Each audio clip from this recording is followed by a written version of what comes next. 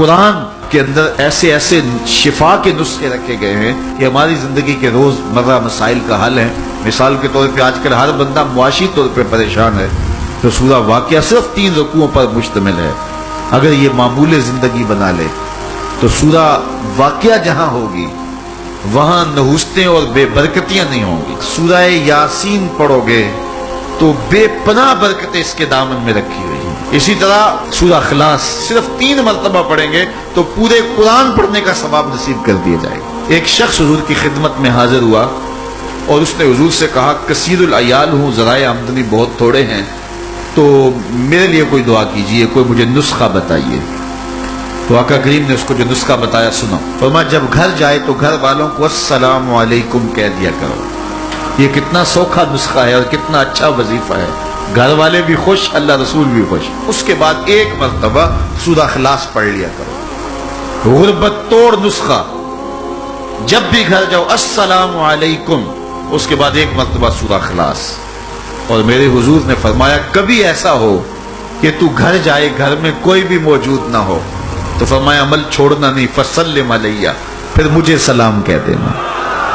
وہ اپنے نام لیواؤں کو تنہا چھوڑتے کب ہیں، جہاں ہم دم نہ ہو کوئی وہاں سرکار ہوتے۔ وہ کہتے ہیں میں عمل شروع کر دیا، گھر جاتا السلام علیکم، اس کے بعد السلام علیکم کے بعد میں سورہ اخلاص 1 بار پڑھ دیتا۔ اس عمل کی برکت سے میں نے تو امیر ہونا ہی ہونا تھا، میرے ہمسائے بھی امیر ہو گئے، میرے ہمسائے بھی امیر ہو گئے۔ تو قرآن کو اپنی زندگی میں بسا لو، قرآن کو شامل کر لو، دنیا بھی سنورے گی، قبر بھی سنورے گی، نزا کا عالم بھی سنورے گا، حشر میں بھی اجالے ہوں کہ جنت کی بہاریں بھی نصیب ہوں اور رسول اللہ کا ساتھ نصیب ہوگا۔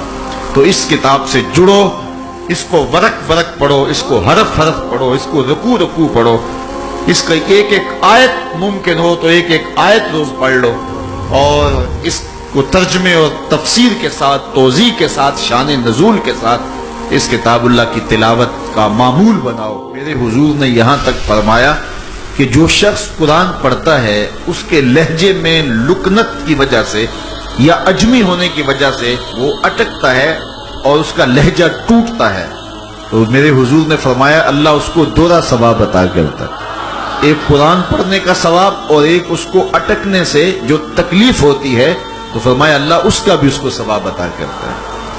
اور فرمایا یہ وہ پاکیزہ کتاب ہے کہ اگر تمہارا رب سے باتیں کرنے کو جی چاہے تو قرآن کھول کے بیٹھ جاؤ، یہ رب سے ہم کلام ہونا ہے، یہ اپنے رب سے گفتگو کرنی ہے۔ میرے حضور نے فرمایا کہ قرآن اللہ کی وہ لٹکتی ہوئی رسی ہے جس کا ایک سرا تمہارے ہاتھ میں ہے، دوسرا سرا تمہارے رب کے ہاتھ میں۔ تو خوش نصیب ہیں وہ لوگ جو اس کتاب کے ساتھ جڑ جاتے ہیں، اور وہ دھرتی، وہ مقام، وہ جگہیں فیروز بخت ہیں کہ جہاں قرآن مجید کی تلاوت ہوتی ہے۔ گھروں کو قبرستان نہ بناؤ، گھروں میں نوافل ادا کرو اور قرآن مجید کی تلاوت سے اپنے گھروں کو آباد کرو۔ اگر گھر میں روزانہ کی بنیاد پہ قرآن مجید کی تلاوت کا معمول بن جائے تو پھر کوئی جن، کوئی بھوت، کوئی آسیب اور کوئی بدروح آپ کو تنگ نہیں کر سکتی۔ جہاں قرآن کی تلاوت تسلسل کے ساتھ ہوتی ہوگی وہاں جن نہیں ہوگا، وہاں ٹونے نہیں ہوں گے، وہاں جادو نہیں ہوگا، وہاں سایہ نہیں ہوگا، وہاں رحمت الہی کا سائبان تان دیا جائے گا۔ جہاں قرآن پڑھا جائے وہاں نزول باراں ہوتا ہے، رحمتوں کی برسات ہوتی ہے۔ اور پھر اگر یہ جگہ اللہ کا گھر ہو، مسجد ہو، تو پھر تو دوہری برکت ہو جائے گی نا۔ اس کتاب سے اتنی روشنیاں پھوٹتی ہیں کہ زندگی کے سارے اندھیرے ختم کیے جا سکتے ہیں۔ یہ کتاب زندگی ہے، کتاب حیات ہے۔ اس کے بتائے ہوئے اصولوں کے مطابق اگر زندگی بسر کریں گے تو یہ زندگی بھی خوبصورت ہوگی، اور اس زندگی کے بعد ایک اور شروع ہونے والی زندگی ہے، وہ زندگی بھی خوبصورت ہوگی۔ قرآن قبر میں چراغاں کرے گا، قبر میں روشنیاں دے گا، قبر میں اجالا کرے گا۔